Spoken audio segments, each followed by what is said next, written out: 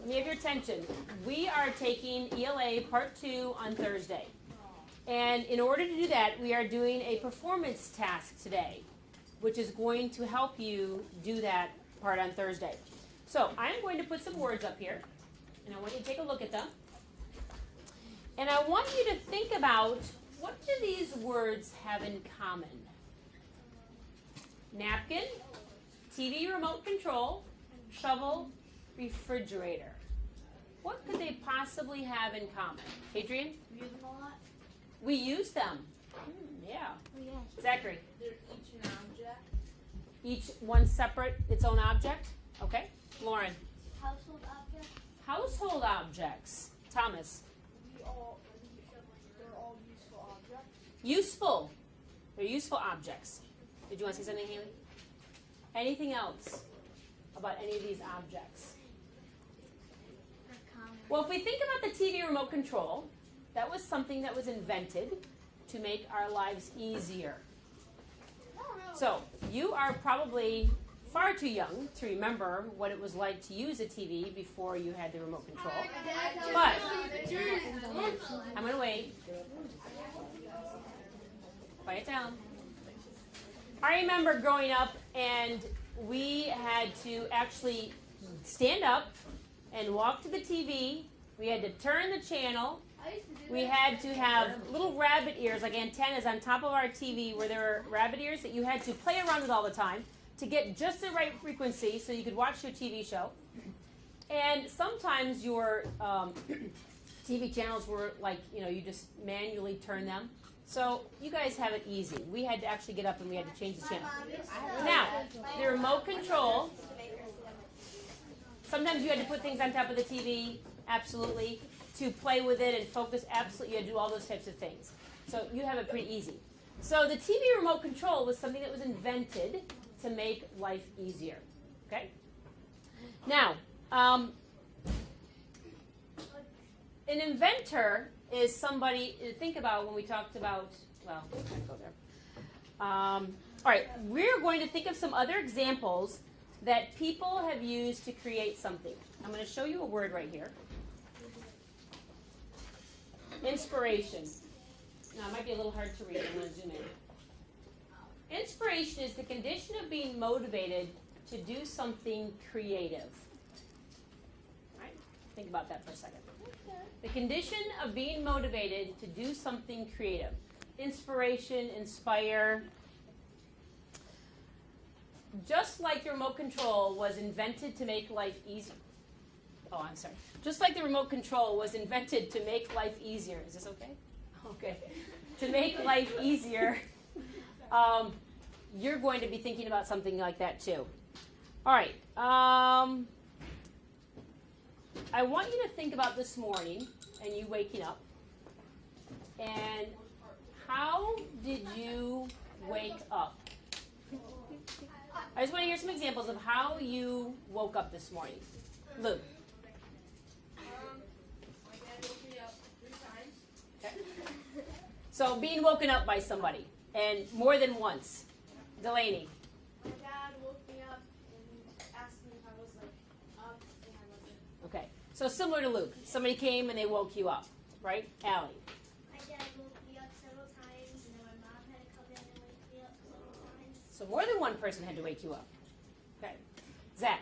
I just woke up on myself. You just woke up with nothing. It just sort of woke up. That happens for some people. They can just wake up. Josie.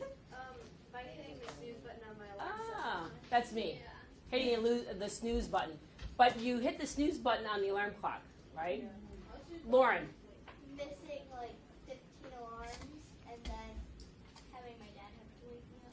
So an alarm clock and somebody having to wake you I up. don't do waking up. Natalie. I don't like waking up. I really don't. So I was like, blah.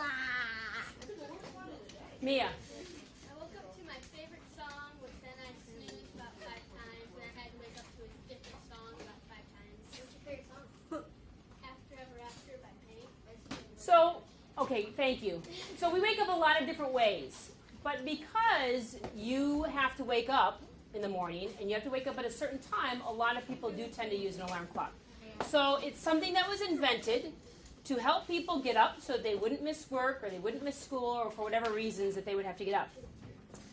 How well do alarm clocks work? And are they effective in helping you get up in the morning? Jason. Well, I think that some alarm clocks can be really loud and do wake you up.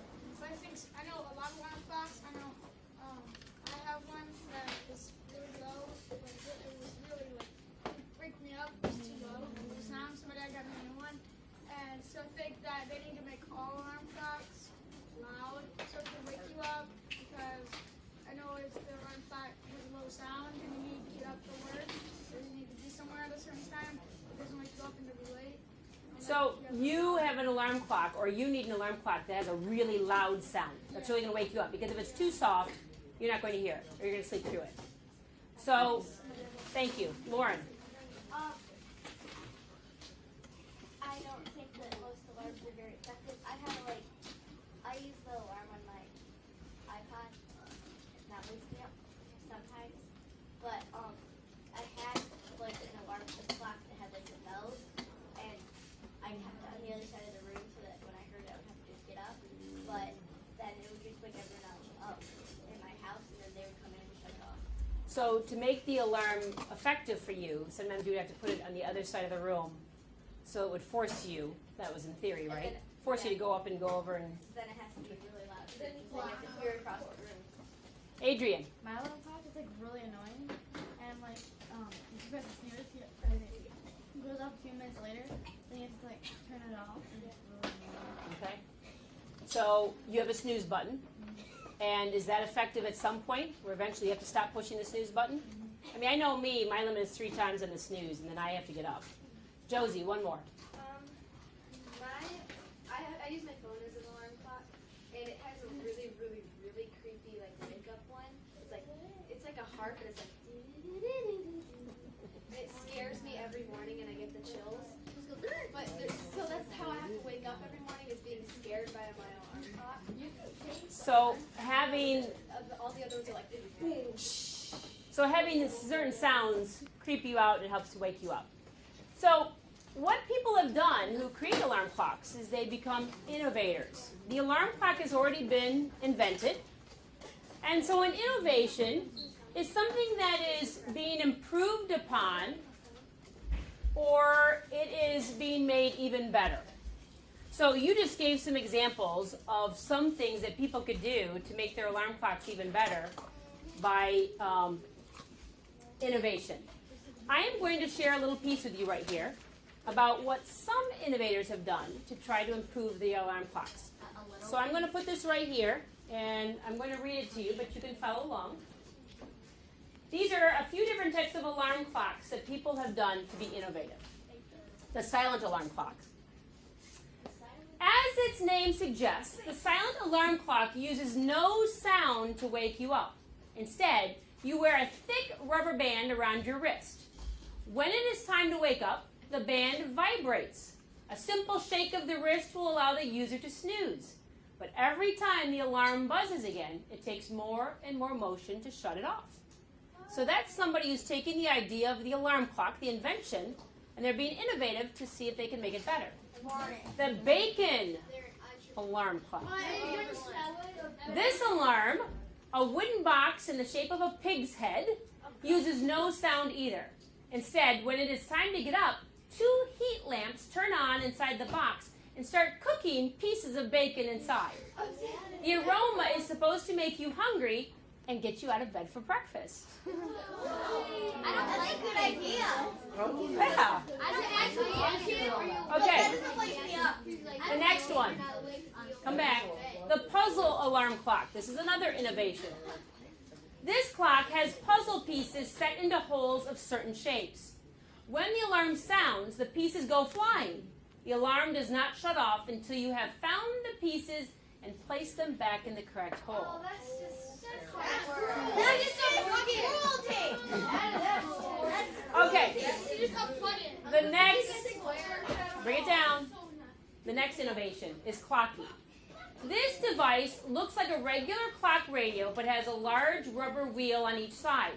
When you hit the snooze button, Clocky jumps off the table and rolls around the room until it finds a hiding place.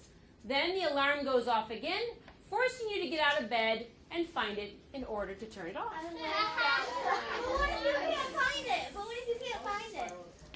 Okay. So the creeps out of your basement, your basement's like your desk. Now, Hate my basement. It's scary. 5, 4, 3, 2. Thank you. All right, Josie.